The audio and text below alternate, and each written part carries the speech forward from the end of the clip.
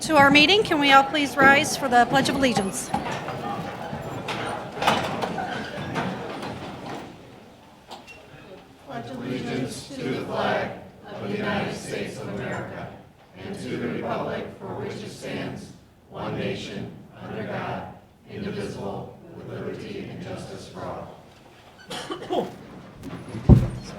Yes, I have it right here.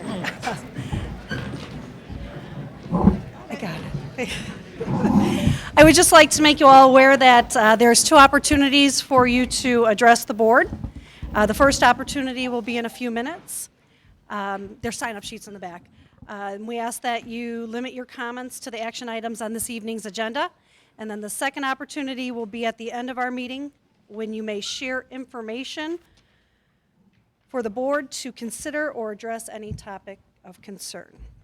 So with that, we'll go right over to Mr. James for the Board of Finance meeting. Thank you, Mrs. Suze. This is what we need to do is the Board of Finance meeting. This is an annual meeting set by Indiana Code that we need to do in January. So I first ask that we suspend the regular meeting to hold the Board of Finance meeting. And the first thing we would need to do is to elect a president of the Board of Finance. Mr. James, I would like to nominate Cindy Suze as the president of the Board of Finance. Second that motion. All right, we have a motion and a second. All in favor? Aye. Any discussions? All right, motion passes. Thank you. The second item is to elect a secretary for the Board of Finance meeting. I would also like to nominate Mr. Howard Marshall as the secretary for the Board of Finance. So moved. Or seconded, I mean. We have a motion and a second. Any discussions? All right, all in favor? Aye. Motion passes. Thank you. The next item is a new item that is required per Senate Enrolled Act 549 from last year. And just to give you a little bit background, in 2008, the General Assembly passed House Enrolled Act 1315, which established what's called the Fiscal Indicators Committee. And it is made up of various people from the DOE, State Board of Accounts, State Budget Agency, the DLGF, and my ASBO Association. And this committee was put in place because of the issues that occurred at Muncie and in Gary, where they got themselves into a deep hole of fiscal situations, and the General Assembly wanted to take steps so other school districts didn't get down that path. So this committee came up with these, what they call fiscal indicators, to have the state look at to see if there were any red flags for any school districts down the road. Then in this past session with Senate Bill 549, it was required that the superintendent or his designee, me, has to report to the school board at this Board of Finance meeting those fiscal indicators that that committee had. And so we're going to take a few moments here, and in accordance with the law, included in your board packet were the charts and graphs and measuring points that the Fiscal Indicators Committee felt was important for school districts to look at.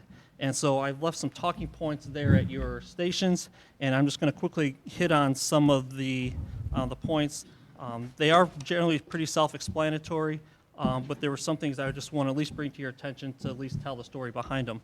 The first chart that was included in your packet shows what our ADM rate has been. That's our student count for the last 10 years. As you can see, we have been pretty steady. This report goes through the 18-19 school year, in which we were up about 0.6% from the following year. For 19-20, the current school year, we are down 45 kids, which is about 0.5%. So as you can see, are still steady enrollment, usually between 9,400 and 9,450 students throughout the entire school district. Any questions on that? Okay. The next report is what's called the fund balance report. This shows, in essence, just as it is, what the balance of each of our major funds are at the end of each calendar year. One of the things I just want to point out here is that in calendar years 12, 13, and 14, the green shaded area is what's labeled as other funds. And you can see those are really high, and that is because of the construction projects we had going on for the high school in Protzman during that time. We had extra cash on hand, and during that time, the construction projects, that shows why the cash balance was, really overstated. For the other years shown on this report, they are pretty steady. And if you look in those, you see some of those lines that appear to show to be in the negative. That is because many of our funds work on a reimbursement basis. So the common school fund loans that we do every 6 months, plus all of our federal grants, Title I, special ed, those all are always running in the red, and then after we make the expenditures, we get reimbursed to make whole. So they're never positive, and so on this report, it's really kind of skews the numbers and makes it look, but I just want the board to know what those funds represent. The next chart shows what our annual revenue and expenditures are for all of our funds. Again, this is a chart that I think really needs some explanation, and I'm not going to go into all the details on your talking points here, but there are some funds that we have that we received money up front and then we spend in subsequent years. So for example, if we recall in 2004, pretty much all school districts across the state sold pension bonds in order to help fund severance for their teaching staff as they retire. Well, we received that bond money in 2004, and then we've been spending it as people retire for the last, now 15, 16 years. So, for example, in that fund, there's been no money received into that fund since 2004, but every year there's expenditures. So it looks as if we're running as a deficit in that particular fund, which isn't really the case. And then again holds true, for some of the construction we've done.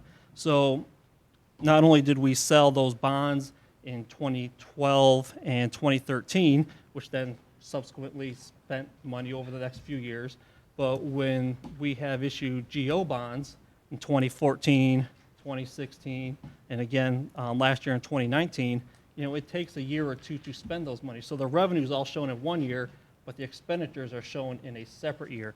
So I just wanted to point it out that on this graph in 2015 and 2017, it looks as if some of our funds overall are operating as a deficit, but really in 2015, between the construction fund and the pension fund, that was about $5 million worth of expenditures where we didn't have revenue coming into that fund. So it is skewed.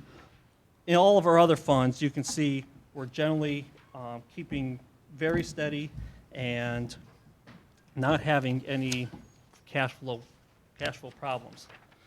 The next graph talks about your fund balance as a percentage of your expenditures. This is in essence your cash on hand. I want to call it your savings account, but really how much money you need to have in the bank or in your funds in order to operate for cash flow purposes, for when bills come due, for a steady stream of revenue and payroll. The rule of thumb is that you should have between 10 and 12% of your annual expenditures of cash on hand.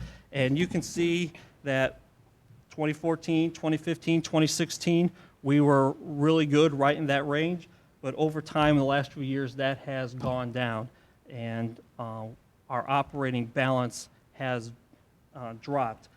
Fortunately, with the support of our community and with the operating referendum money that started to arrive here in 2019, that balance will get us right into the prudent range. And so even though this chart has a little bit of a downward slope, you can see it only goes through calendar year 18.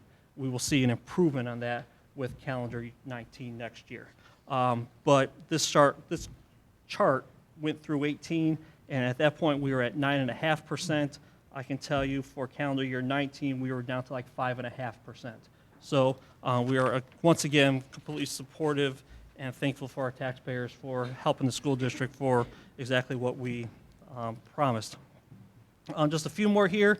The next chart shows tuition support compared to our general fund expenditures per student Again, tuition support is how much we receive per kid, and this is kind of showing how much we receive per kid as compared to how much we spend per kid in the general fund.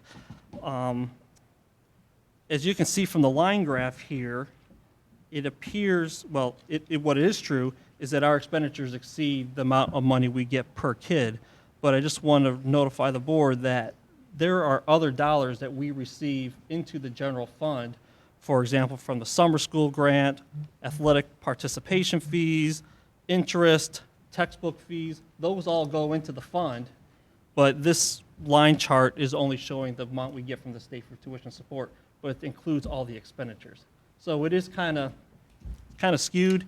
So even though there's always going to be a gap, and our expenditure amount is always going to be more than the revenue amount, what you don't want to see is a large difference where first thing I'll say is you want to at least be spending the money you get per kid on that. So your expenditures better be higher than your revenue. Ours is, but we have other revenue to fill that gap in. So, 2 or 3 more charts here. The next one is just a breakdown of the revenue by type between how much money we get from the feds, how much from the state, how much we're getting from general local revenue, meaning your taxes, how much is coming from debt, how much is coming from an operating referendum. You can see from this chart that we are pretty consistent.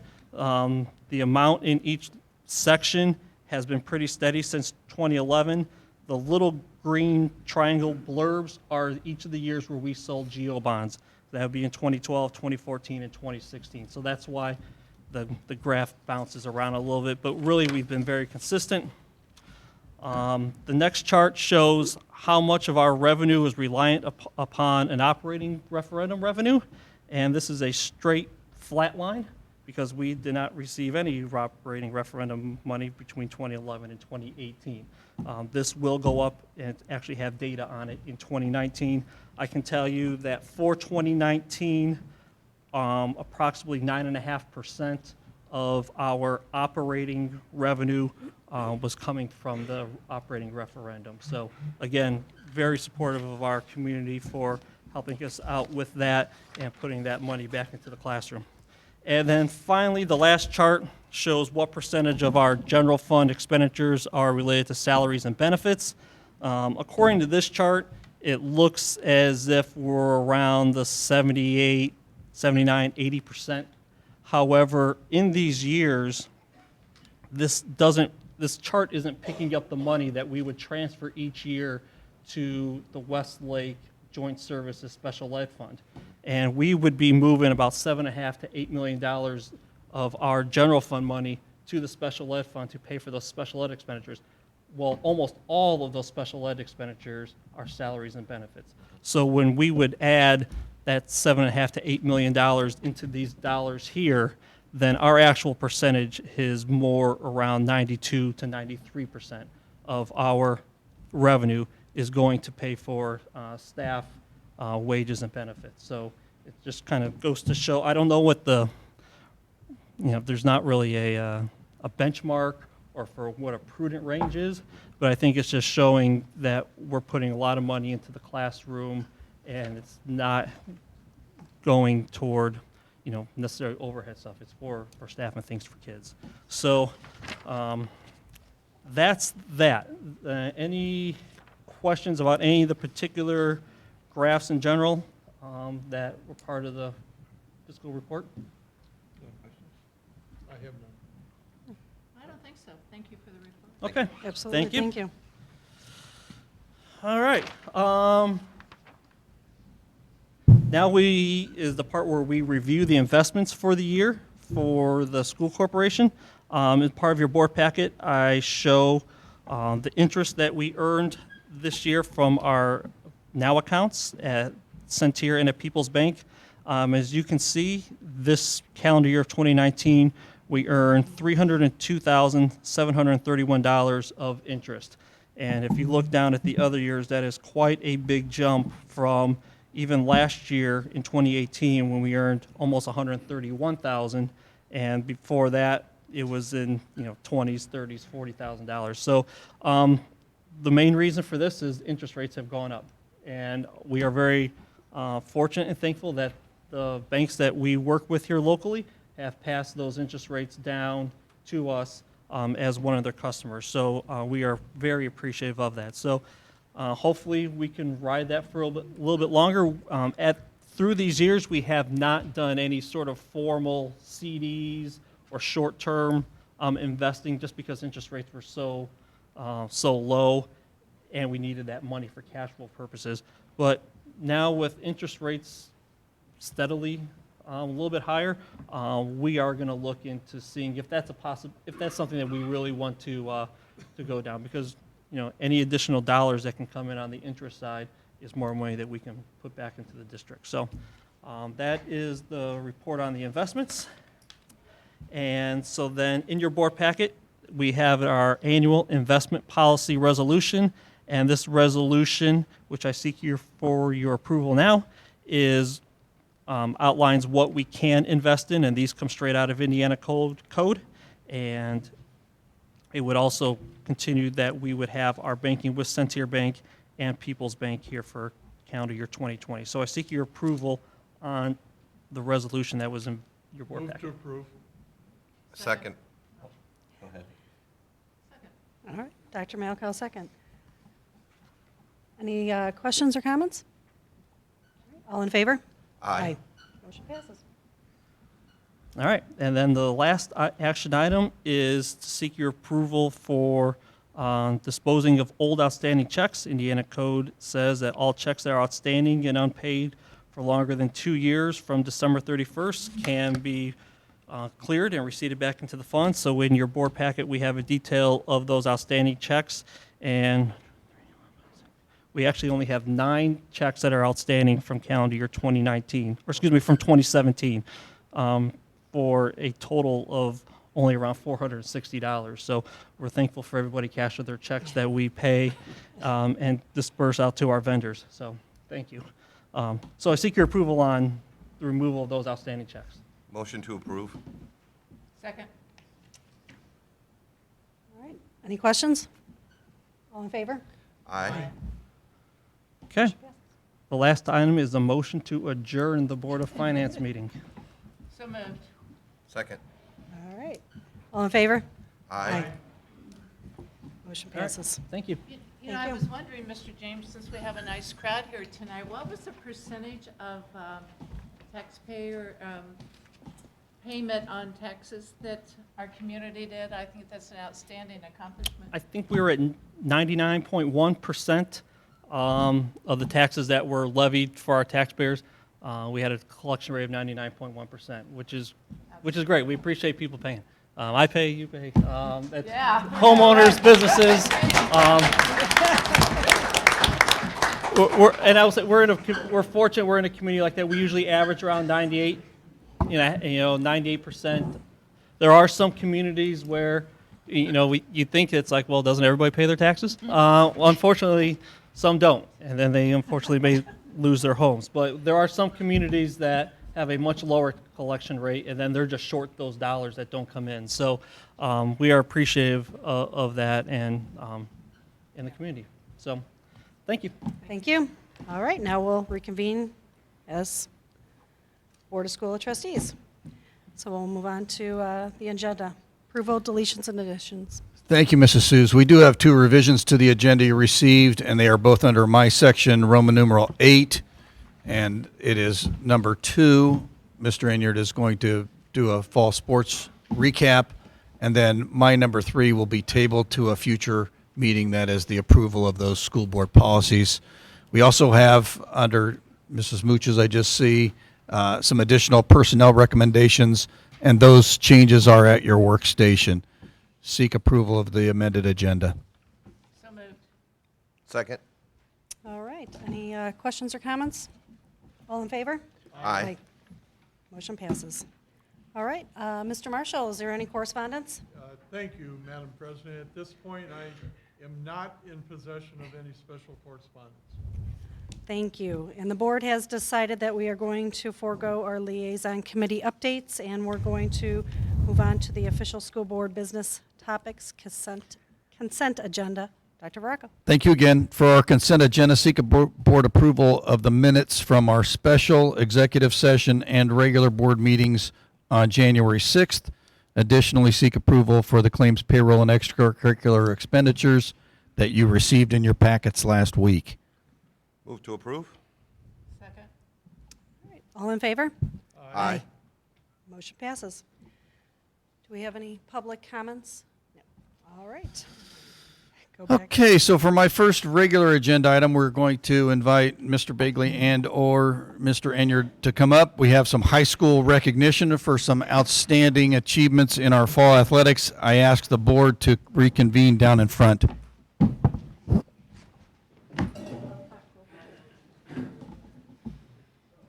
Cindy,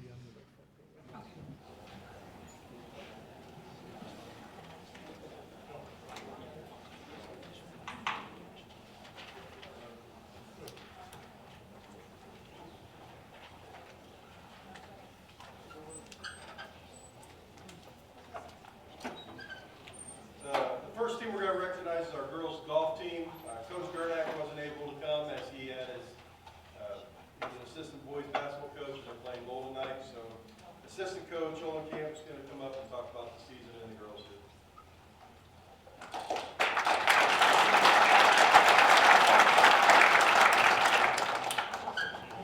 I just want to quickly thank the school board for recognizing our girls. Not all the time, girls golf gets a lot of recognition, but what they did this year, I believe, was absolutely outstanding. As a coach, those of you guys that are coaches, sometimes you come into a season not knowing what to expect. We knew that we had a pretty good team, but we lost 2 college golfers, so we didn't really know who our top 5 were going to be. These girls stepped it up. They're the same 5 golfers that we had all year, and here are just a few of their accomplishments from this season. We finished with a record of 16-2. That's our final record. We went undefeated in the DAC at 14-0, giving us the outright DAC title for the 2nd straight year. We won 2 invites. We won the LC invite at Palmyra. We also won the DAC Athletic Conference invite. We qualified out of both sectionals and regionals, making it to the state finals, where we finished 12th in the state as a team. And at the state finals, we had 2 individuals finish in the top 50. Sarah Sanders finished 47th, and Danielle Calantuna finished 35th, or 37th, sorry. All right.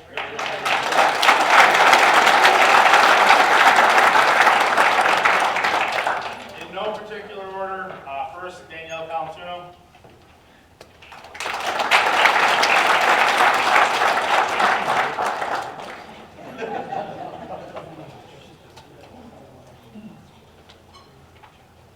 Sierra Kabaki.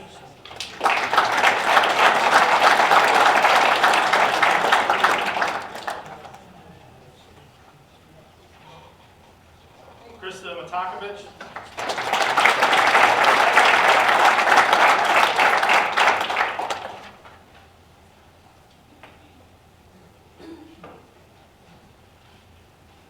Sarah Sanders.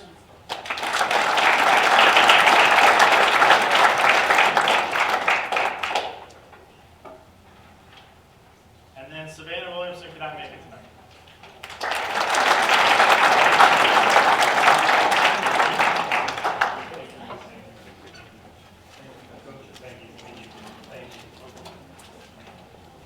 Our next program is going to be our boys soccer team and Coach Jeremy Rainwater.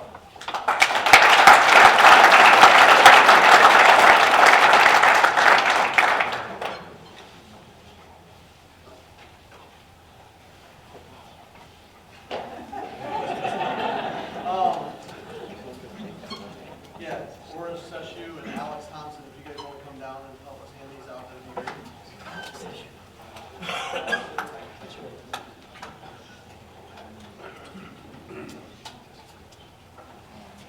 Horace wanted to make us look bad by dressing up just a little bit. I first of all want to thank the school board, and as I look at the school board, I look at a lot of friends, and there's a lot of moments in my life that you guys have been there for me. And I just want to say thank you from a personal standpoint.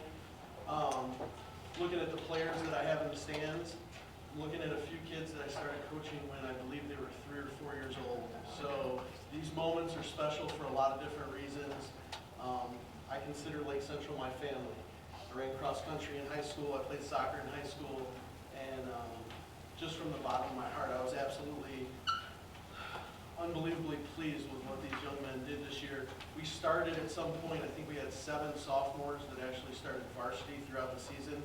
So I had talked to my older players, who I want to give kudos to as well, my seniors, and I said, hey, the underclassmen are very good players. And if you give them the opportunity, you give them the guidance, you teach them how to be leaders, and you teach them the Lake Central way, it'll pay off for you in the end. So for my seniors, you're leaving here one of 4 teams that have been to the state finals in 2005, 2009, 2011, and then 2019. We were able to get to this point and be one of the last 2 teams that were standing. So I just want to say hats off and thank you guys. It was an outstanding year.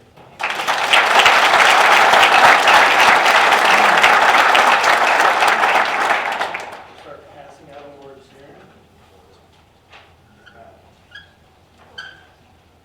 Jack Daly.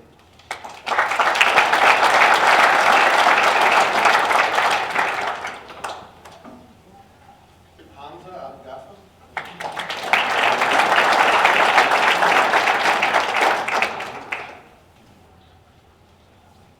Trey Adams.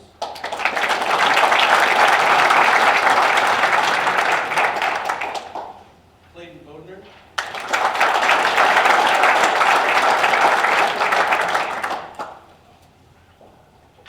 Adrian Bernal.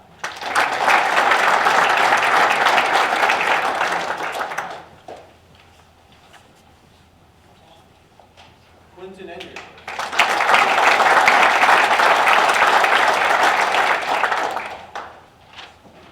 Yusufir Hani.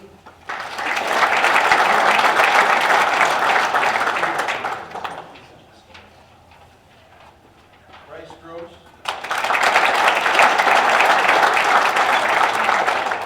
Who also, to my knowledge, and I've been around since the 80s, was the only mental attitude award winner for any boys soccer player ever at Lake Central High School.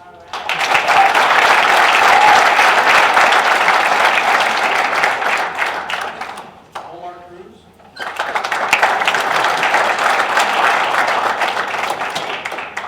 Sammy Ignatz.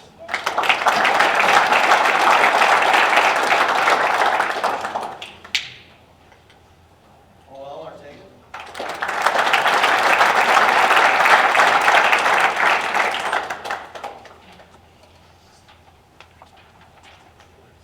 Derek Waldman.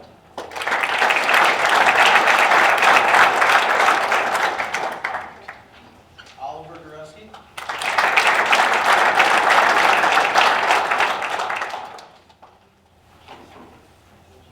Robbie McNeil.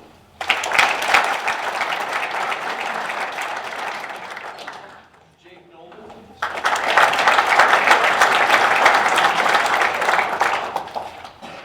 Ben Much.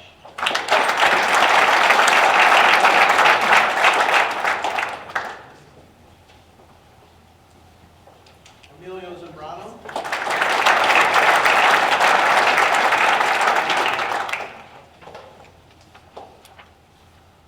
Gino Zambrano.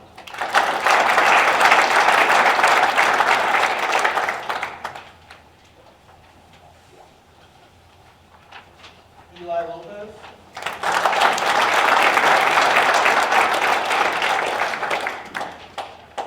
Ryan Motter.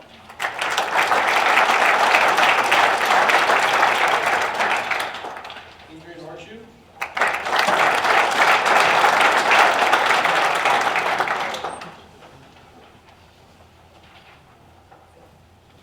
Matt Schwer.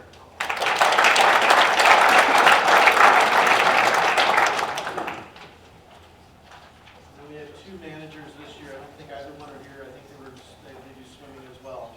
But Madison Zilke and Alyssa Todd.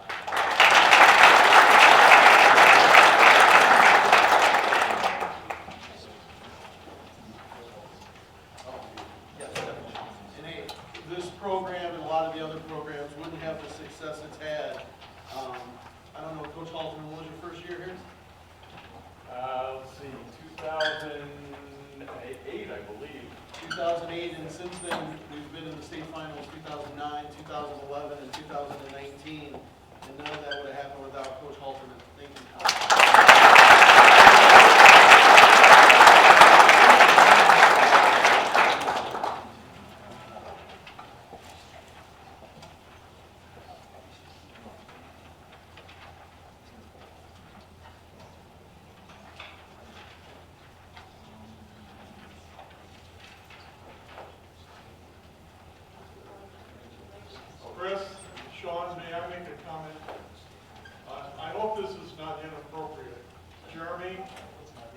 we're going to be sorry to lose you. I'm aware that you're moving on in your not professional, but in your coaching ranks. We're going to lose you here at LC, but you're moving into the collegiate area, and we wish you the best of everything in that regard. Thank you.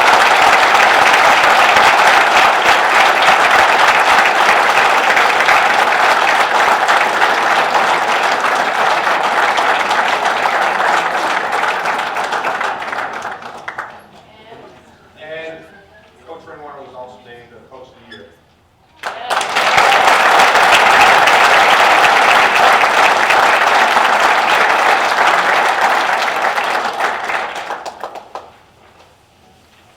Our next program is our boys cross country program with Coach Jeff Rose.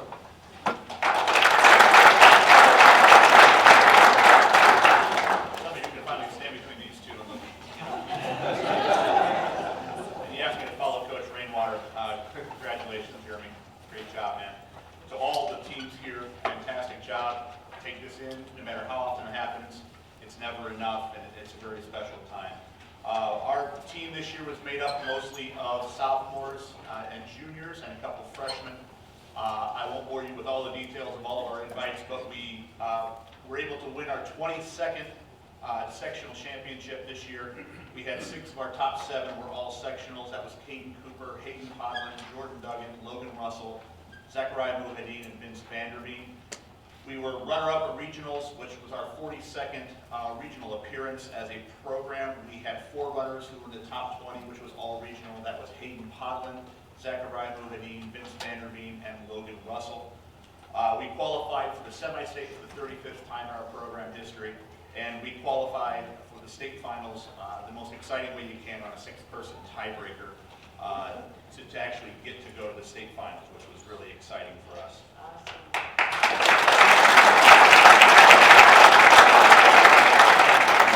One of our runners, junior Logan Russell, moved up to 16th all-time at Lake Central with his performance this year.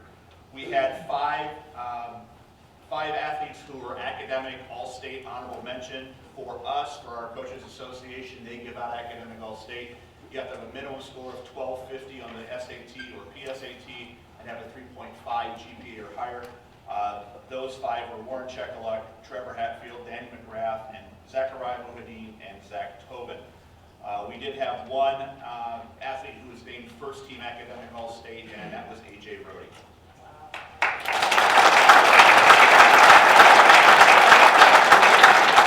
And in no particular order, these were the athletes on our tournament roster. Junior Kyle Bertle.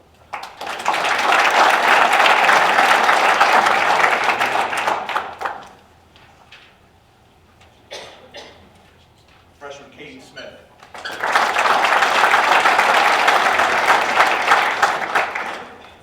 Sophomore Trey Shue.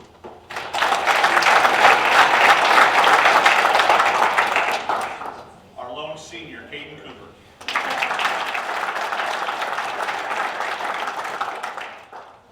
Junior Jordan Duggan.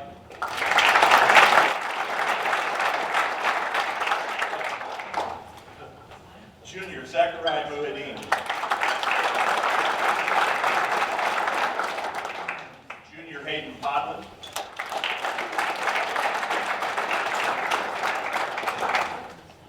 Junior Alexander Rody.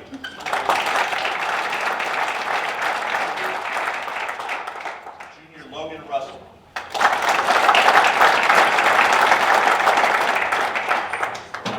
And sophomore Vince Vanderveen.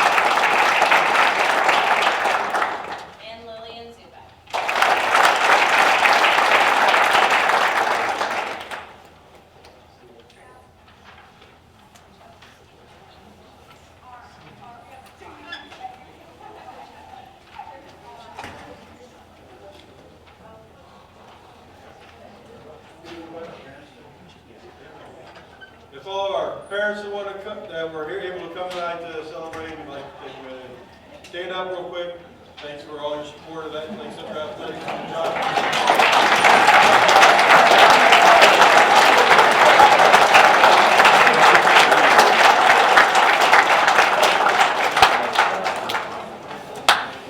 We are going to continue on with our rest of our meeting, but if you need to get on to something else, this is a good time.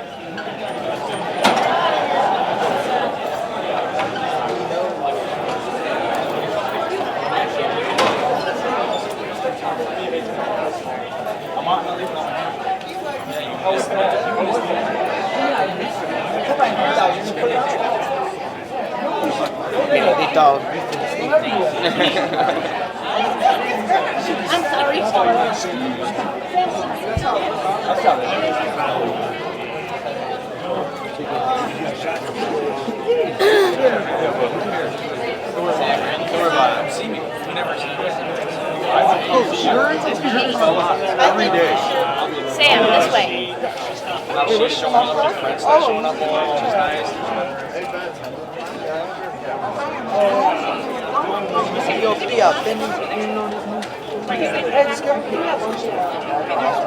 Oh, okay. I'm gonna show that one. How are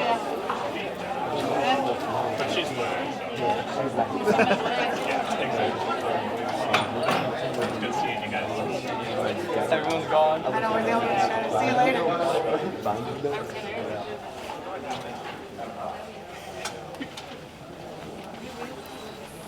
Can you tell her? This is typical. I don't know if we got the text, but we got the text that the roads were clear. And Randy said, I don't know what roads they were on. Yeah. Actually, you know what?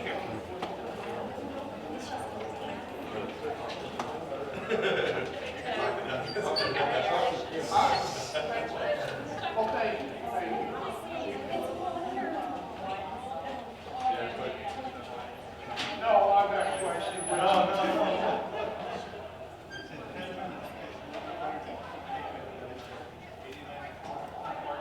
So, we'll go ahead and highlight our fall season. So, fall student athlete participants, this year we had 131 girls in the fall, that was up 6 from last year. 235 boys, so we increased by 1. A total of 366 student athletes. We had 138 of those 366 that were all A honor roll, which is 38%. Even though cheer performs during like football games and everything, they're not counted until the winter. On the next page is a highlight of our how we did in the Duneland Athletic Conference in the girls' side. Cross country, as you heard, finished first. Golf finished first. Girls soccer finished fourth, and volleyball placed third. For boys, cross country was fifth. Football was tied for sixth. Soccer was tied for third, and tennis was fifth. Postseason results, you heard 4 of them, but for girls cross country, they were sectional champions, regional runner-up, and advanced to the state finals. Girls golf finished second at the sectional and the regional, and the entire team qualified for the state meet. Girls soccer, they lost in the sectional semifinals. Girls volleyball also lost in the sectional semifinals. Boys cross country were sectional champions, regional runner-up, and advanced to the state finals. Football lost in first round sectionals. Then boys soccer, they were state runner-up, so obviously they won sectionals, regionals, and semi-state. And then boys tennis, they lost in the sectional championship match this year. Income, just highlight a few. Gate receipts, we brought in about $74,030. That's down about $4,000 from last year. You can see the breakdowns for the 3 sports that we collect. Football was a little over $48,000, soccer was at $14,000, and volleyball was a little over $11,347. Advertisement, that's just the money we've collected. It's a contract. Most of them select to pay in quarterly payments. So at the time of the fall, when fall ended, we had collected $14,500. Fall team fundraisers and fees, that was $94,817.81. Concessions, brought in just over $9,000. IHSA, they refund us some. So for boys soccer, we received a check from $1,032. That's just travel back and forth. And then the athletic golf outing. This is our second year of running it. We raised a little over $23,000. And again, this allows us to cover half of that $60 participation fee. So we put $15 for every athlete into the training room, $15 into the weight room, and they pay the $30 online, which goes to the transportation, covers the transportation side.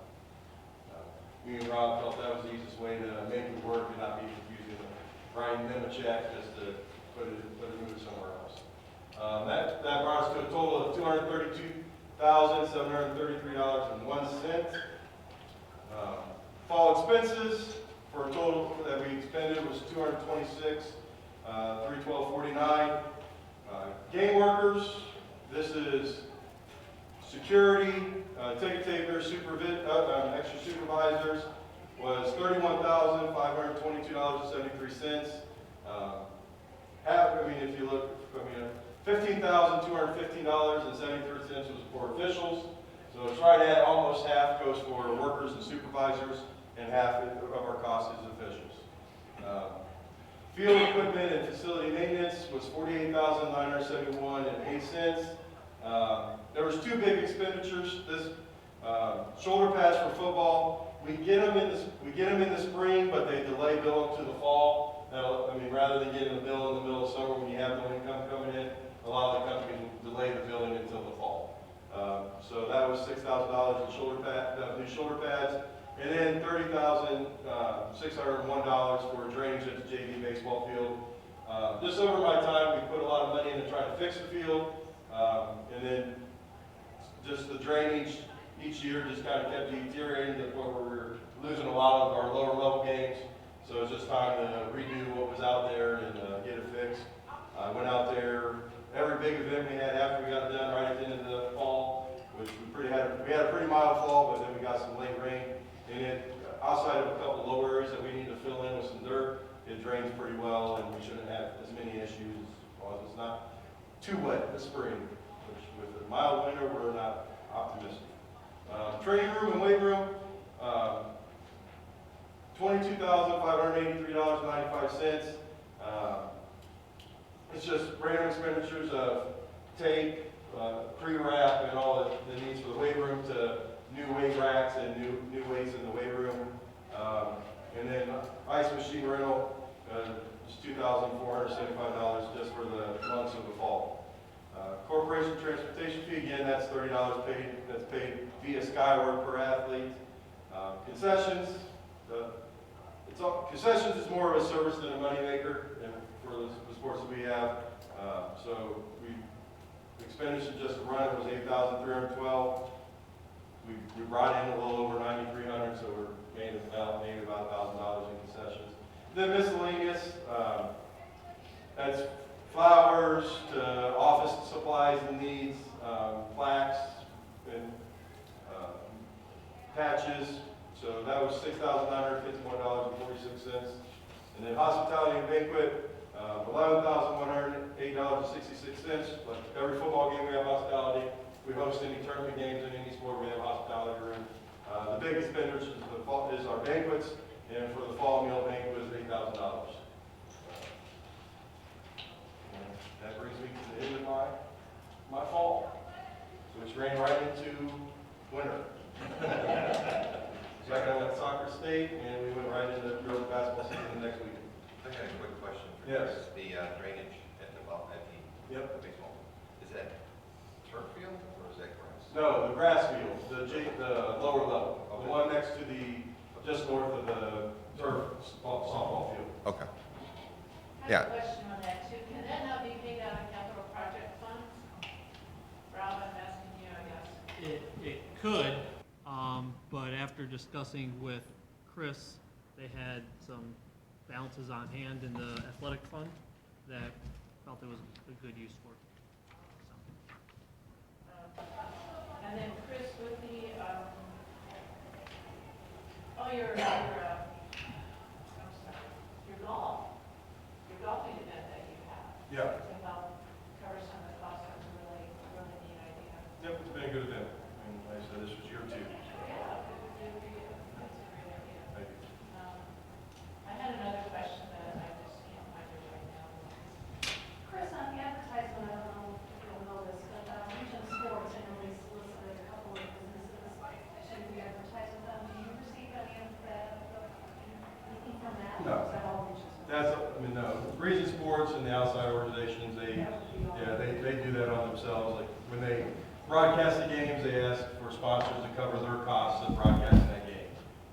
Like when the soccer went on the state run, we were a sponsor of the athletic department for the semi-state and state games. So that we can watch them at home online? Yeah, it gives you that opportunity. It's really to offset their costs of what it costs to send their guys out there and set up and travel back and forth. And they are where, the region? Region Sports Network, RSN. Yeah, RSN. Yeah. And they have an agreement with IHSA to broadcast games. That's nice. They pay a nominal fee to broadcast state tournament games, so that helps cover some of that cost. Hey, Chris, these gate receipts, they seem higher than last year. Are we doing better on our gate They receipts? were about the same. They are? Yeah. Okay. It was up a little bit in soccer, down a little bit in football. Volleyball was within I think $700 from last year.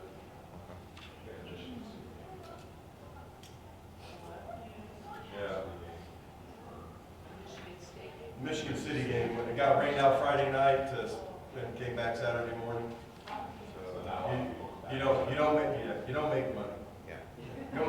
Going to that game, that we were already $4,000 in the hole that we needed to recoup to pay for the event.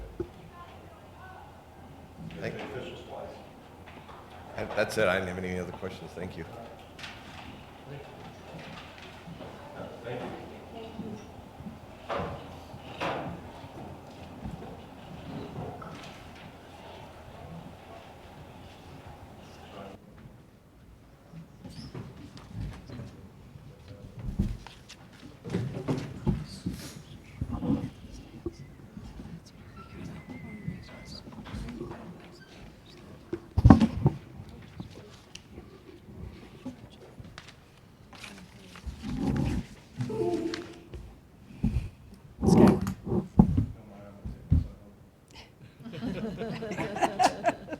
Safe travels.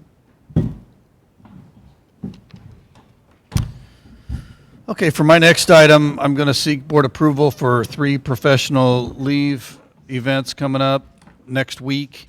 The Superintendent's Association is having a winter seminar, and the fees for that are $225 plus mileage. I'll either drive down the morning of the event or get halfway to my mother's and finish the trip to Indy. The next one is for Dr. Malco, Mrs. Susan, and I to attend the Leadership Action Network School Board Association State House Day on February the 11th. We are going to ride together, so that's a mileage request and the day out of the office. And then the third one is for Dr. Malco, Mrs. Suze, and Mr. Baxo and myself to attend the National School Board Association Conference in Chicago. That's April the 3rd through April the 6th. Seek board approval for those learning opportunities. Second. All right, any questions or comments? Hearing none, all in favor? Aye. Motion passes. Thank you. My final item this evening is to update the board on some legislative pieces that we are currently following through both the superintendent's organization, the principal's organization, and the superintendent's organization. It's important that to know that both House and Senate passed bills to hold schools harmless for the 2019 and currently the language says for the 2020 iLearn scores. Remember that a lot of these legislative pieces, after they pass both chambers, then they're sent to a conference committee to work out the differences between the legislators' language, and things can still be changed at that time in the process. But that's a good sign. Another piece that both House and Senate passed were bills to remove student data from the current teacher evaluation model. And so you've heard people talking about that for many years, and with a supermajority, it came through that if the test can't be trusted, we shouldn't be putting that into the calculation to determine how effective our teachers are. Both House and Senate, as well as Governor Holcomb, have indicated that the budget will not be opened this year to increase funding for K-12 public education. There were some calls for that when the most recent data came in the summer that they were $300 million ahead of forecast. And if they don't want to spend it this year, or if they do spend it on some infrastructure projects across the state, that'll be good for us in a different way. But it's a good sign that the revenues are up, and let's hope that they stay up, because maybe you can get us more in the next session. House Bill 1003 removes the required externship from teacher license renewal requirement. If you remember last year, there was a controversial piece that said everyone, including the superintendent who wants to renew his license, has to go out and spend 15 hours in a local business so they can know how local businesses work. Rather insulting to think that staff members don't talk to people about, and in many cases, talk to their spouse about what they do on a daily basis. So they did remove that. It's no longer a shall provision, it's a may. Senate Bill 295 removes a requirement that buses have the black reflective tape on the bumpers and the sides of the buses. Remember, that was a big splash last year. We did install that tape. I don't think we have to take it off. We just won't have to add it to any of our new buses. Governor Holcomb has indicated a desire to use surplus funds to shore up the public employee pension fund, thereby giving additional relief to schools on their contribution to this fund.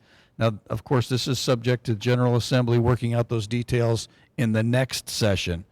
But as I've said before, I like it when they shore up the pension fund, because we've worked a long time, and we'd sure like to know that that check's going to come through as promised. But the other advantage, as you know, from what they did last year, if they reduce our burden, that frees up the other part of our tuition support to do things to benefit students in the classroom. House Bill 1283 requires applicants seeking an initial teaching license to provide evidence of completion of education and training of trauma response. Trauma response, a new term that's yet to be defined. So we'll look to see what that's going to be. The other controversial piece, I guess, is Senate Bill 315 provides that before a school employee requests or requires a student to write or sign a statement, this would be our administrators, our deans and assistant principals mainly, who are dealing with student discipline, or they make a recording of a student concerning an act or omission by the student that would constitute a violation of state law or federal law, or that could result in a suspension or expulsion from school. The school employee must meet certain requirements, including making reasonable efforts to notify the student's parent and to ensure the student's parent is present. And I did send off a lengthy email to the superintendent's executive director to express my concern as a former 8-year assistant principal. Many times when you start investigating a low-level incident, the students tell you a whole lot more that you're not ready for. And so this would really be nearly impossible to do with fidelity. I agree with the first part, and we already comply with the first part, that if we think there's a violation of state or federal law, we ask the police to take those individuals to the police station where they're recorded and videotaped. And if they're minors, of course, the police contact their parents first. My concern is with the part that it could result in a suspension. A lot of things can result in suspensions, and a lot of things that start out as why were you tardy from class turns into a different story that could be a whole lot more. So we are going to continue to fight against that piece. But I just wanted to update the board on a few of those items, as I like to do during the legislative session. One, to let you know we're following them. Two, to let you know what we're concerned about. Any questions about those items? Jen? I had another.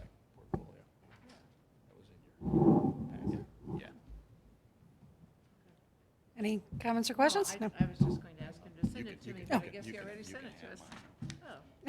Oh. Okay. All right, thank you, Dr. Varco.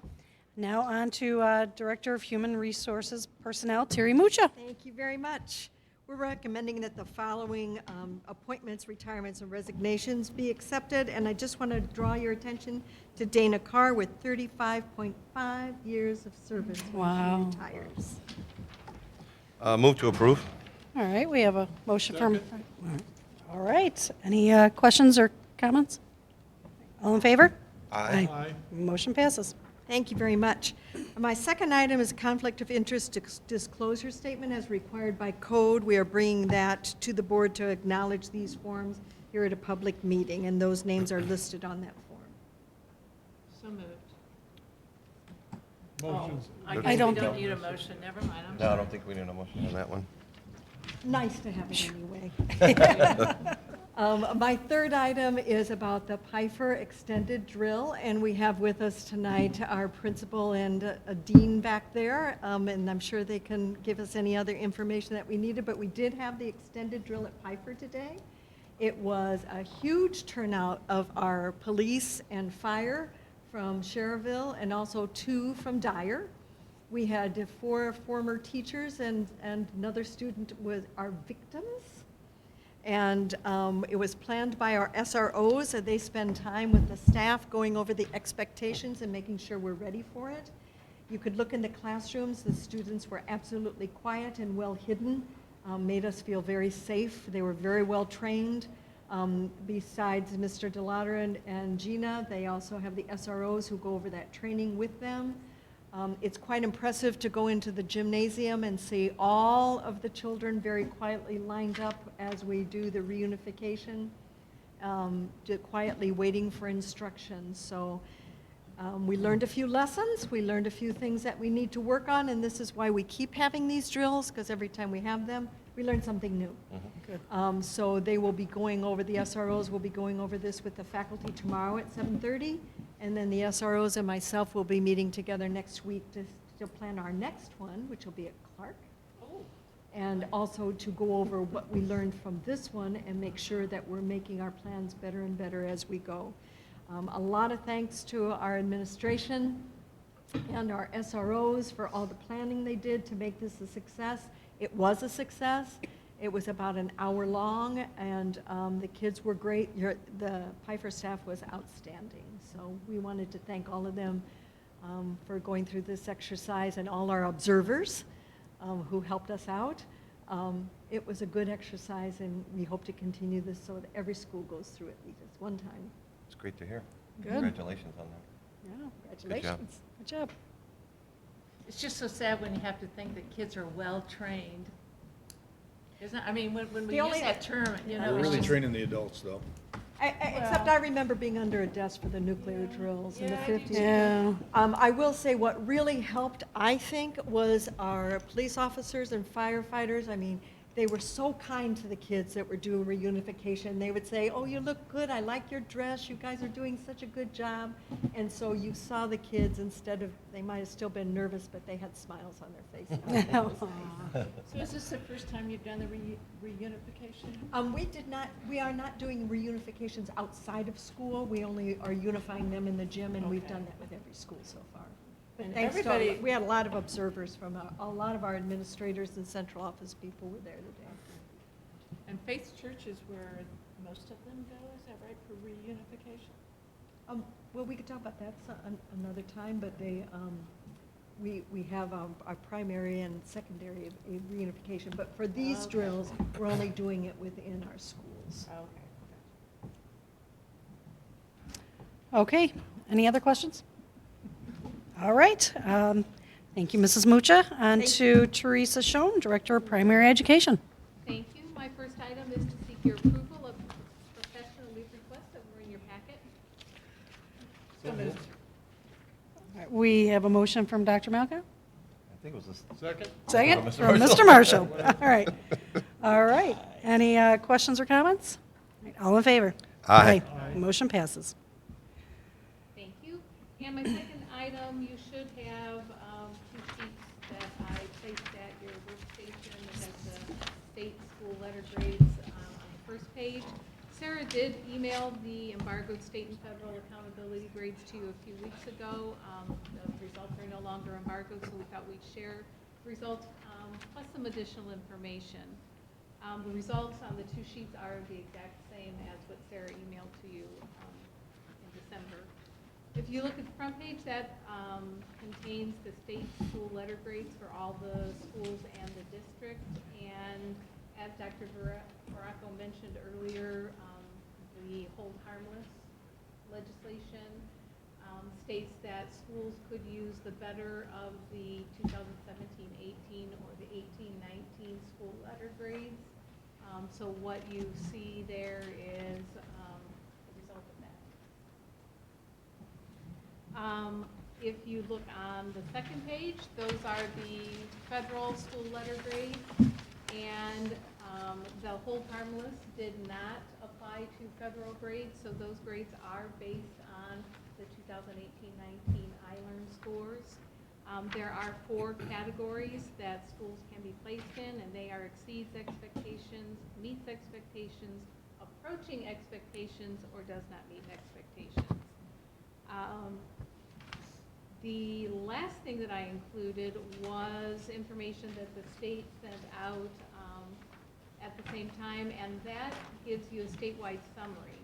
And I included this so you could see how how small of a percentage of schools across the state fell into that exceeds expectations, and that not a huge percentage fell into the meets expectations.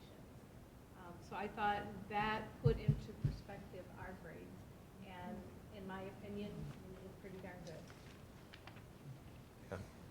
I thought it was especially interesting if you look at the percentage of charter schools. Thought I'd put that out too.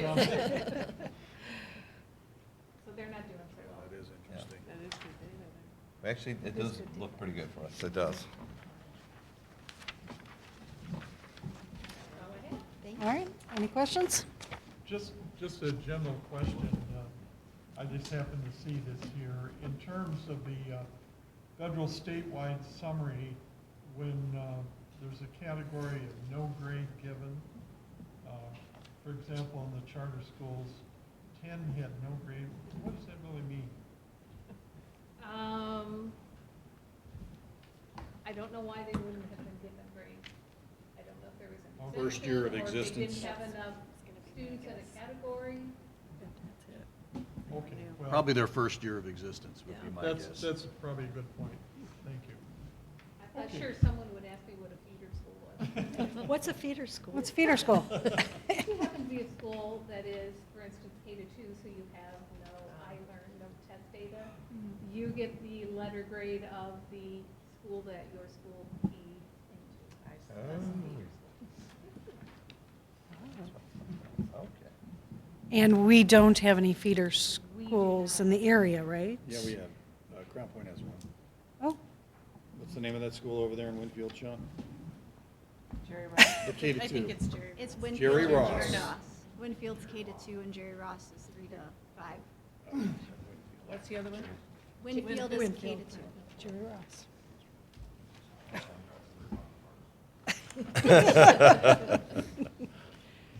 Touche. All right, thank you, Mrs. Schoen. And now on to Director of Secondary Education, Mrs. Castaneda. Thank you. For my first item, I am seeking your approval for the professional leave requests as presented. So moved. Second. Any questions or comments? All right, hearing none, all in favor? Aye. Motion passes. Thank you. For my second item, I am seeking your approval for the field trip requests as presented. So moved. Second. All right, any questions or comments? All right, all in favor? Aye. Motion passes. And then for my last item, I'm actually going to bring up Mr. Bagley, who is going to give us an update on high school dual credit. He has a PowerPoint, so you may want to review. PowerPoint presentation. So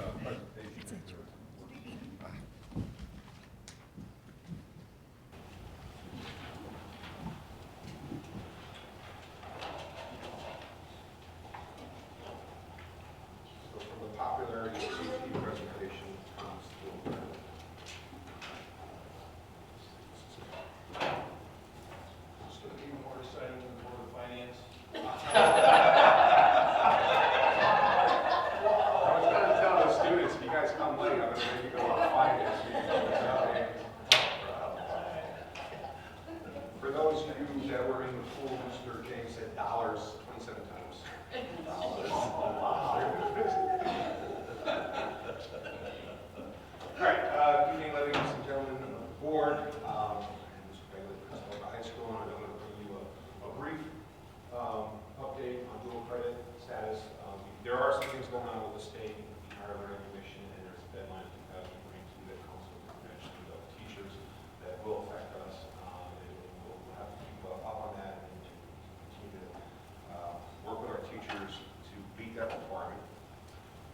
So what is dual credit? Dual credit, when we talk about AP is a course that you give, and at the end of the course you take a test to get a 3 or 5, you get college credit.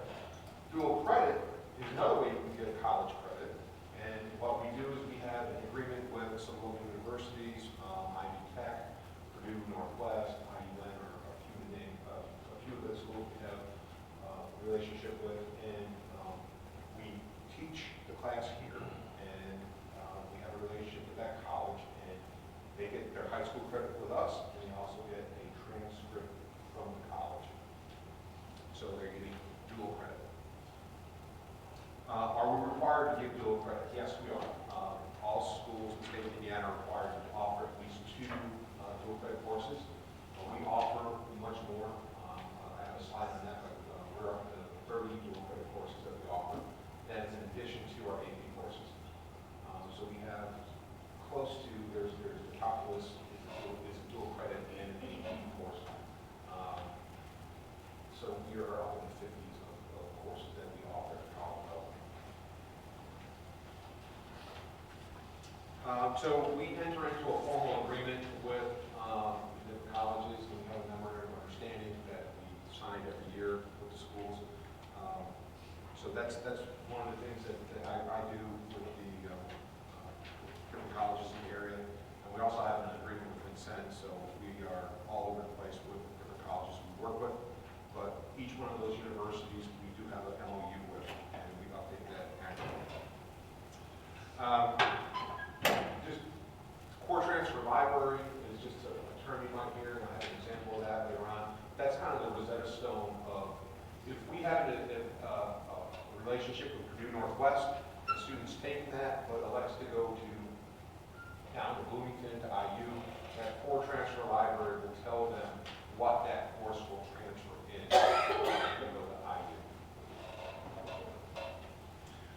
We offer 30 dual credits here. So we offer them both with CPE and with liberal arts. So this is right out of our course selection guide. So you can see here's all the different the courses we offer. These are the schools that we offer it with. We do like doing it with Ivy Tech because they are free. So we can offer a class free through Ivy Tech. That works out well for the student. But you know, there's an Indiana statute, Indiana code. If the course is on the priority list for liberal arts or CTE, they maximize the credit hour at $25 per credit hour. So our students are getting it at a very reduced price. Here's the other ones that we offer, the second page. I highlighted calculus, AP, and DC to kind of show you an example of how the core transfer library works. So if you see here, we do this through Ivy Tech, and they offer it as Math 211. So you go right to the website of core transfer library, and you see that calculus 1 and calculus 2 are classes they offer. And you go through and you find Ivy Tech, and they offer it as 212, 211. So the CTL name is calculus 1 and 2. Then say, well, I'm not going to go to Ivy Tech, I'm going to go to IU. So then I scroll over and find IU. So I will get credit down at Bloomington for Calc 1 and Calc 2 down there. And it's Math M212 and Math M211. And it's a 4-credit hour. So I take my the AP course here, and that works out well because they either take the AP test, and some of our students do well on the test, but some of them like to go through and get the dual credit also. So either they're walking in with an AP score that they get from College Board, or they have a transcript from Ivy Tech that they can also bring. So both are very useful. So here's what our dual credit numbers look like at Central. So 2008, 2009, we were at 200 credit hours. We shot up to 4,200 in 2011-12. Now, we had a drop, and that's when personal financial responsibility no longer was a dual credit course, so there was a drop there. Then we shot up again. We were up at our high point was the 16-17 school year. We had 600 6,418 dual credits, but then we did have some world language retirements, and that really occurred because they were getting the hard credits and the soft credits. What that means is our dual credit was for the 201 and 202 level French and Spanish, so they were getting those hard courses, but they would also get the soft credit hours for the 101 and 102. So students were taking a year, a Spanish year, and they were walking away with 12 credit hours. So when we had the retirement of Mrs. Toka and Mrs. Lasky, and we didn't have teachers that were credentialed to teach dual credit, we lost those credits. Now we're at 3370 from last year, 3,270 dual credits. So what's that the value on? So I did a little math yesterday, and I got a little cut off here.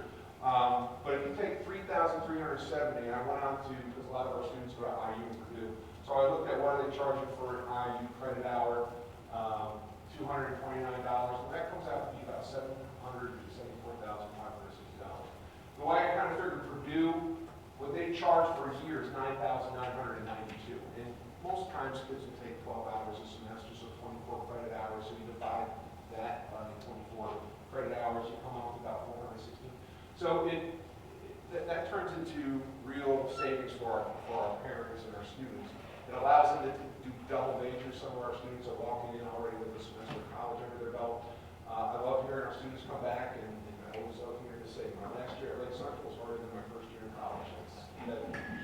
Because, and you think about it, they're taking a college level course with a high school support system. They're going home, their laundry's done, they don't have to make dinner, they don't have to walk across campus. They have that support system here, and you know, they go off to college, maybe in a class of 600, taught by a teaching assistant. So here they have a support system where they're in a smaller classroom, and again, when they go off there and they're strengthening their knees here, you can help dust them off and get them through with that college level credit. It really prepares them on to that next level. And you know, you talk to some of them, they're able to do a double major, or they finish up in 3 years instead of 4. You know, that turns into real savings for our families. So in 2015, October 2015, this is where we've been, our angst has been with dual credit. The Higher Learning Commission, and that's one of the country's largest accreditation for colleges. So this is not just an Indiana issue. Minnesota is dealing with this, Arkansas is dealing with this. They put out a requirement that teachers had to have a master's degree in what they were teaching. So a math teacher doing calculus or a social studies teacher doing American history, they have to have a master's in that specialty. Or they have to have a master's in anything, plus 18 hours in that specialty. So that combined with the new pay model where we lost the step and de-incentivized go and get your master's, has kind of created an issue that we have to work through with the making sure our teachers are credentialed. So again, this is not an Indiana issue. HLC does their accreditation in 19 states, so a lot of folks are dealing with this. So what's the issue? A lot of people that are doing dual credit, they're a little bit farther into their career. They don't want to go and work and get a master's. And that's happened with a couple of our teachers. They are looking to teach another 3, 4, 5 years. They don't want to go and get a master's. The time in the life, we have some teachers that deal with children. They just don't have the time to do go out and get the master's. The lack of incentive, the compensation model. When I first started teaching, you had your bachelor's, and you had your bachelor's plus 15, then you had your master's, and you had your master's plus 15. There was an incentive to get your master's. That's not there anymore. So there is some incentive. If a teacher really enjoys that subject and you get to teach a college level class, then there are teachers that really are working towards a master's right now. I can think of a few right off my head that are working towards this because they enjoy the classes they're teaching. So there is that. But it is a little bit more challenging. It was the way it used to be with the pay scale was made this a little more advantageous. So Ivy Tech, they have 3,000 dual credit teachers for high school students. They got 1,000 of them that need to go get some sort of graduate work. So there are some school districts that are incentivizing, they are offering a stipend for teachers that teach dual credit. So that is something, we could consider down the road. They're also looking for ways for tuition reimbursement. The Indiana University system, they are doing the Advanced College Project program, where they are offering free graduate coursework. We have 2 teachers that are going through it. It is hard. It is a tough, they're going through for chemistry and biology.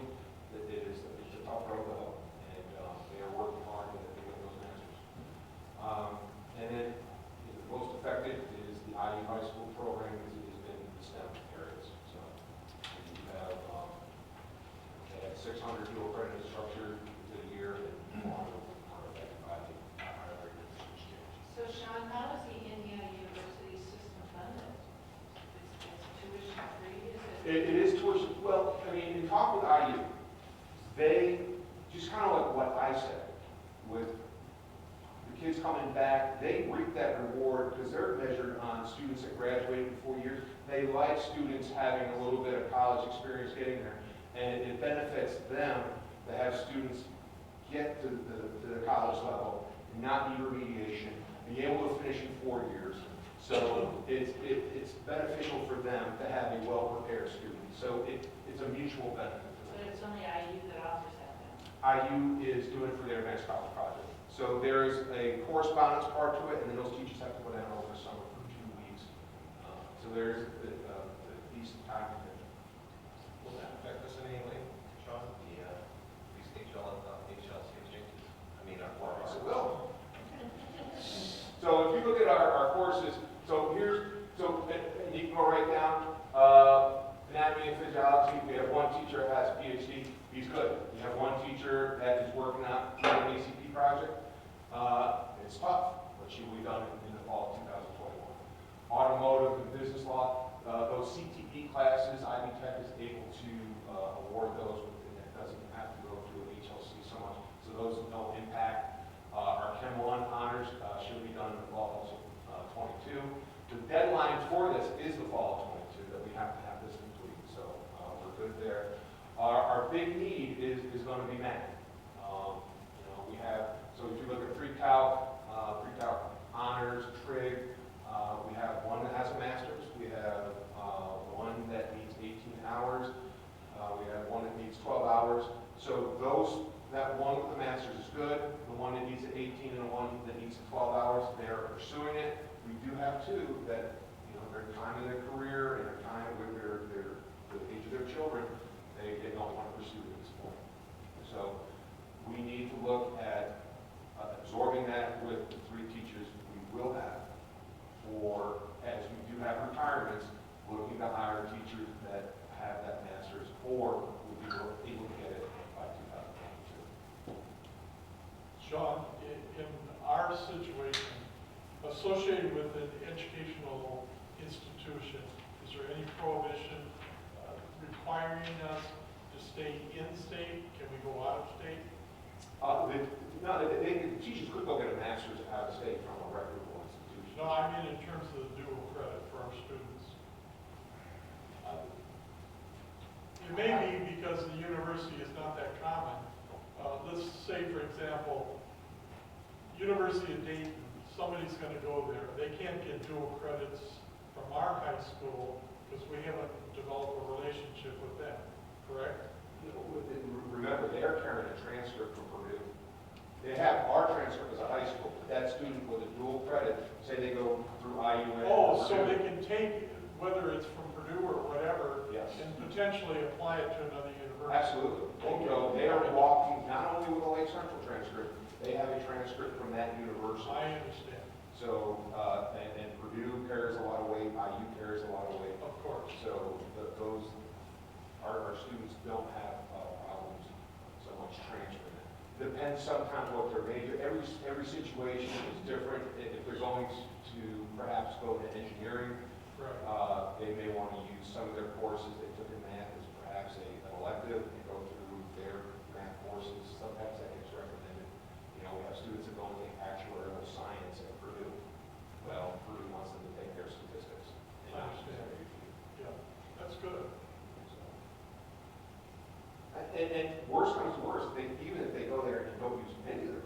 they've taken college level material here and are better prepared going in. Exactly. So we're not looking bad. Lakeside Toll is well positioned. The referendum where our pay for teachers is very competitive allows us to attract people to come in. So we are able to get good talent. So that is very helpful, and that's something I want to share with all of you. That the referendum has made a big difference in acquiring talent. And I always say this place is about the people. You get quality people here. You know, you get like a Jeremy Raynor, someone I believe blue.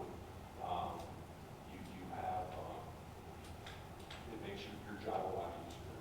So we are well positioned. Our math is where we are going to need to find some people. We do have a retirement this year, so we could look to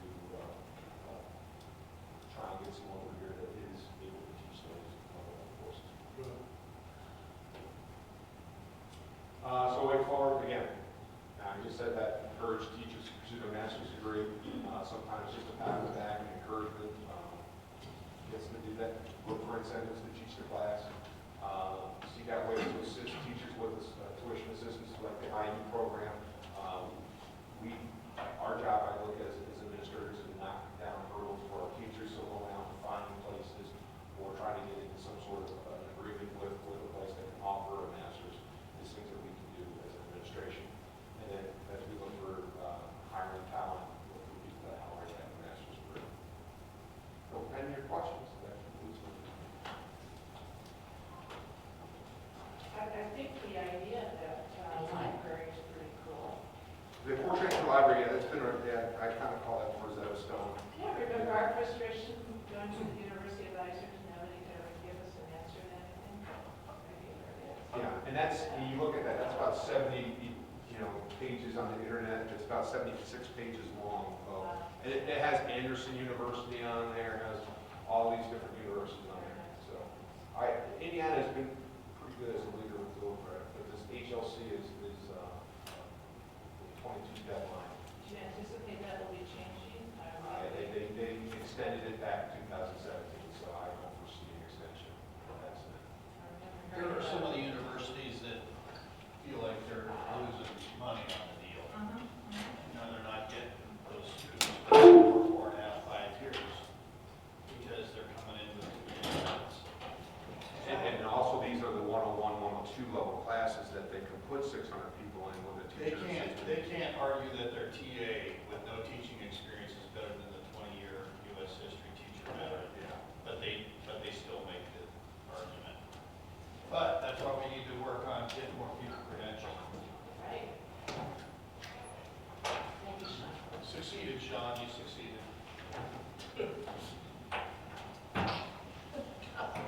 I'll buy you lunch tomorrow. Competition with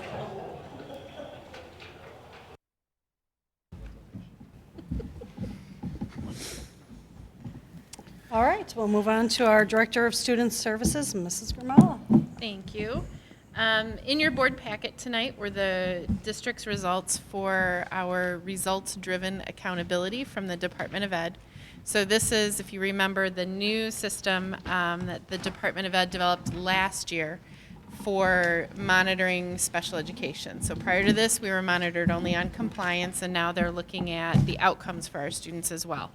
So a couple changes this year that I was happy about. We are now compared to other school districts of our size.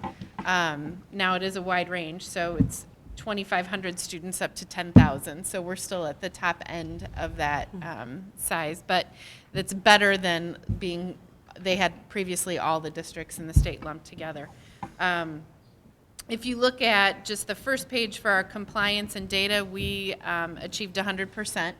So we submitted all state reports on time, and we did not have any findings related to non-compliance. So that is thanks. The reporting piece comes a lot from Rob and also Teresa Scherzinger. And then as far as our compliance, that's our staff at the buildings keeping track of those IEP dates and making sure we're doing everything we need to do.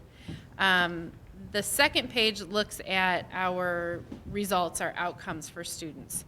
So they did include iLearn results in this year.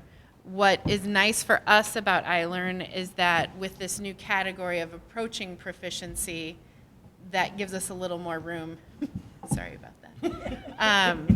Previously, we only received credit for students who passed ISTEP, and now with iLearn, they're including that approaching proficiency category as well. When you look at these scores, 5 is the highest score we can get. So the top 20% of schools in our size range received a 5, the next 20% a 4, and so on. So all of our scores I'm pretty happy with. With the participation on the alternate assessment, on this, you can really only get a 1 or a 5. So the state has a target of 1%, meaning no more than 1% of our students will participate in the alternate assessment. We're at 1.5%. Since we exceed that 1%, we receive a 1 on this rating. Even though that's determined by a case conference? Yes, it's determined by a case conference. I have personally looked at the IEPs for every student we have taking that alternate assessment. It's appropriate for those students. We have a large population of students with cognitive disabilities who meet that requirement. I think we are, as a district, just going to need to kind of be okay with getting a 1 in that category. We will continue to monitor it and follow all the rules that we have to follow, but I don't know that we're ever going to not exceed 1%. Sort of like when we were comfortable without getting 100% passing for No Child Left Behind. Right. When you look at our graduation rate, you'll see we have a 3 there. I sat with Mrs. Reby and we looked at the math here. So this is our graduation rate for students with disabilities. They are only counting our students who earn a diploma, any of the diploma designations. Again, because we have a larger population of students with more significant disabilities who are participating in that alternate assessment, we don't get any credit for those students. Even though they successfully complete a program, they're earning what's called the certificate of completion, so they're staying with us and finishing that, they don't count in this rating.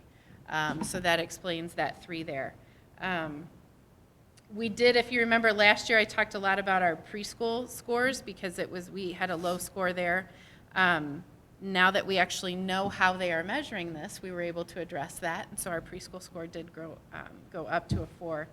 And then the last one is our percentage of children served in an LRE code of 50, which means they're spending 80% or more of their day in general education. Again, the state target is 70%. If you don't meet that target, you get a 1. So we have a 1. We have about 66% of our students in that. It's a case conference committee, like Dr. Malkow referenced earlier. We look at those placements very closely. I'm comfortable with the decisions that we're making for students in the programming that we're offering. Always some room to grow and things that we can do better, but that's another area where we may just have a 1 in that until they rethink how they're monitoring that. The last 2 pages are the compliance indicators and the data indicators where you see we had perfect scores on both. So. Yeah, so that's our results-driven accountability. My second item was to talk to you about a study that we will be participating in at Homan Elementary School called the Robots for Autism Study. I received via my special ed directors group a call for participants from Indiana University, and they were looking for schools with a population between 8 and 20 students with autism to participate in this study. They were very interested in us and our programs at Homan Elementary School because we have 2 classes. And so we are close to 20 students just in that one building. So I spoke with the teachers there. They were interested in doing it. So we will be receiving Milo, who is a robot. If you Google Milo, he is a little creepy looking, but he is designed to provide social skills instruction for students with autism, and it's a one-on-one intervention. So by us participating in this study, Milo will be ours to keep. We will receive 2 years of licensing. So what I included in your packet was the MOU with Indiana University, basically showing what our responsibilities are. We already have all of the technology in place within the building. The teachers need iPads to participate, which they have. So Milo will be kind of a one-on-one station within the classroom for the students to participate in.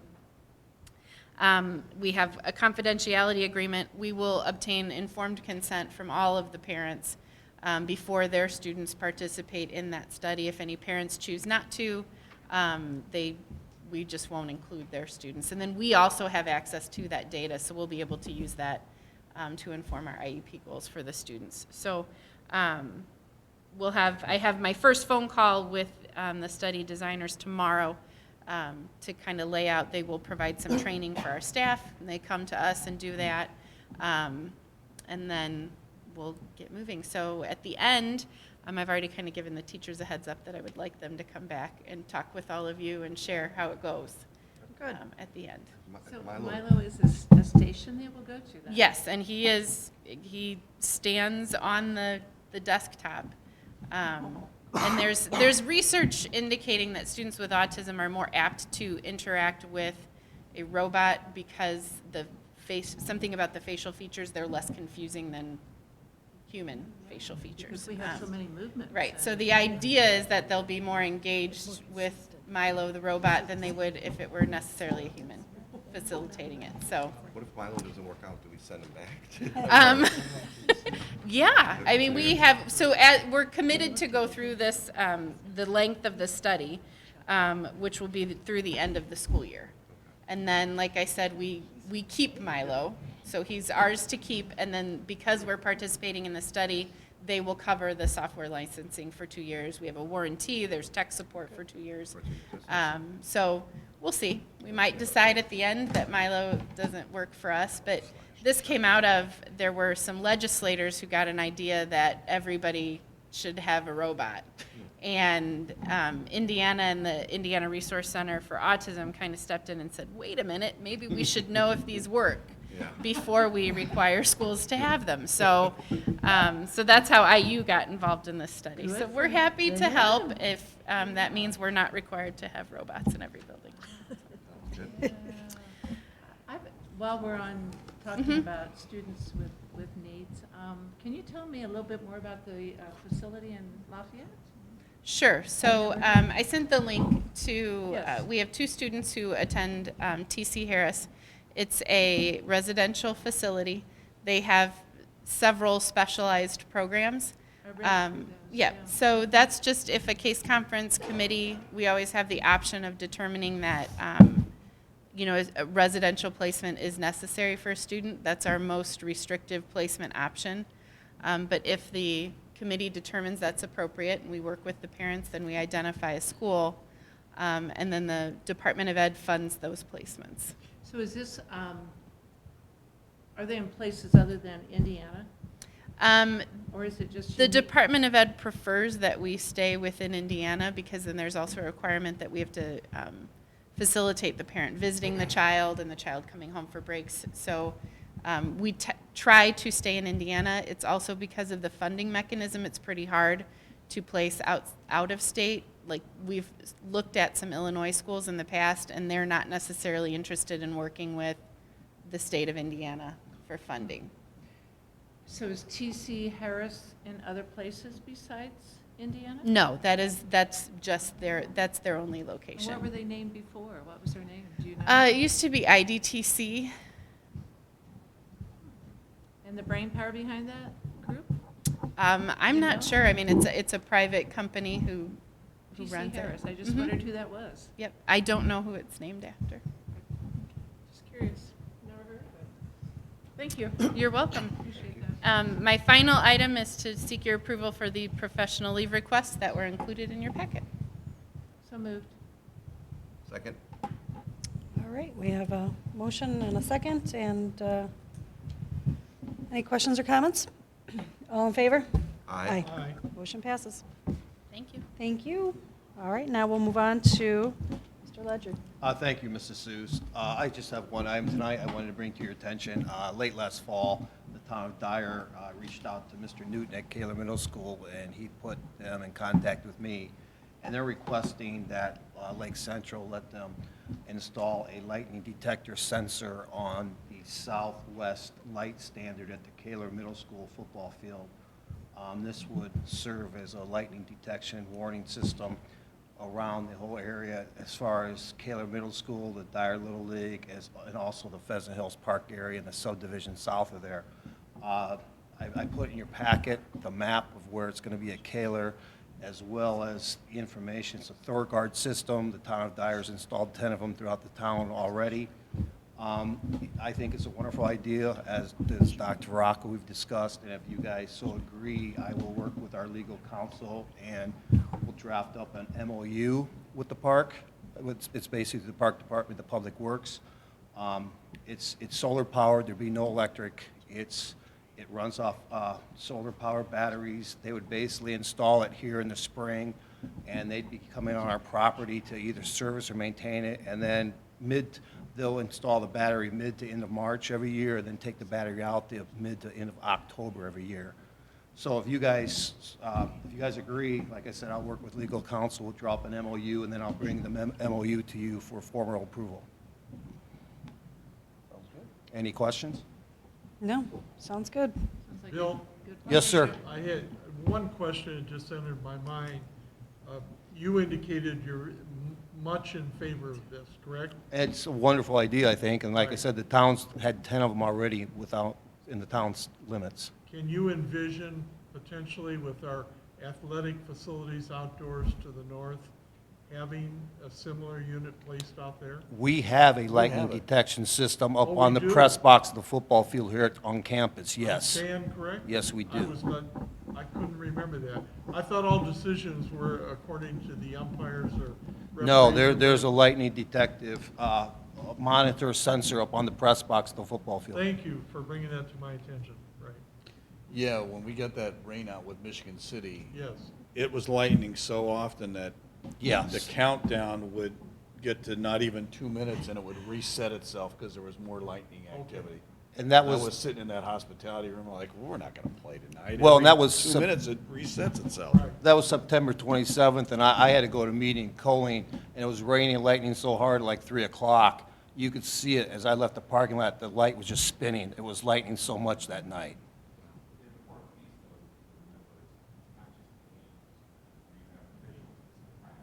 Right. Sure.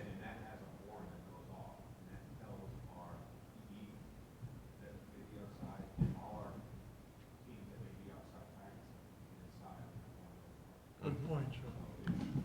Yes. You have us out there that say, hey, bring it in with the game, but that horn goes off, it tells them what the practice, so it covers the early games of practice. And this is very similar to what Dyer wants at Kaler. It has a 15-second large horn blast, as Sean indicated. And then, as I said, with the lightning on the 27th of September, it's a strobe that just flashes. And when there's lightning in the air, it just kind of spins. And then the strobe will stop. When it's all clear, then there'll be 3 short blasts for an all-clear signal. No, I think it's a great idea. Okay, well, then I will go forward, and I'll get the MOU, and then I'll bring it to for your approval. So Yes. I mean, and I don't know the location of parks in Cherville and St. John, but is it something that should be broached with them too?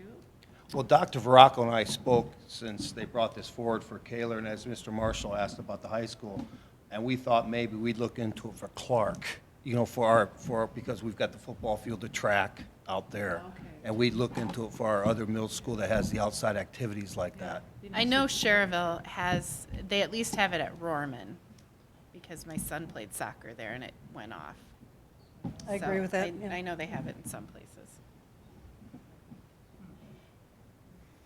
Okay, thank you. Thank you, Bill. Okay, thank you. All right, now we're back to Mr. James, Director of Business Services. Thank you, Mrs. Seuss. My first item is to seek your approval. This is on our transfer of textbook rental fees. We do this twice a year. And just in summary, when a family pays a student's textbook rental fee, all the money goes into our textbook rental fund. However, some of the things that are not necessary for curricular materials, for example, agendas, IDs, print materials, those are paid out of our education fund. So what we have in place here is we take the money that was collected from July through December, and that was earmarked for those specific fees, and we seek your approval to transfer that money to the education fund, since that's where the expenditures are paid from. So with that being said, I am seeking your approval to transfer $122,196.03 from the textbook rental fund to the education fund. Move to approve. Second. Sorry, lost my train of thought because I was trying to do the money. All right, do we have any questions or comments? All right, all in favor? Aye. Aye. Motion passes. And my second item is to seek your approval for the donations that were included in your board packet. So moved. All right, we have a motion, and I will second that. And any questions or comments? All in favor? Aye. Motion passes. That's all I have. That's all he has. Okay, do we have any, no public comments? Great, all right, we'll move on to board comments and considerations of future agenda items. Mr. Marshall? Thank you. At this point, I think I've said enough tonight. Thank you. All right, Dr. Malkow? Well, and I have to agree with what Mr. Marshall says. I think I've said enough too. Thank you for your patience. All right, Mr. Baxo? I will just say thank you to those fall sports programs for their excellent year, and looking forward to see what we have coming up this spring, see what our teams can offer us. And this winter. spring. And winter. And winter, yeah. and spring. Right, And that's all I have. And the only thing I have is Dollars for Scholars tomorrow. The seniors only are invited to meet with Mrs. Kavitan. I'm sorry, I don't know the room, but for the application process for another year of scholarships. Oh, and for Lake Central Education, the round 52 grants are going out. Round 52. Wow. Yeah. That's great. Good to hear. That's all we have.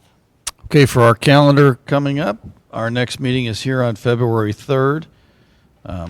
Encourage the board to continue to look at the calendar. There are a lot of activities still going on. If you've been wanting to see a basketball game, you have the benefit of a girl-boy basketball doubleheader on Friday versus Valpo here. Move for adjournment. I'll second that motion. All right, all in favor? Aye. We are adjourned. Am I supposed to hit?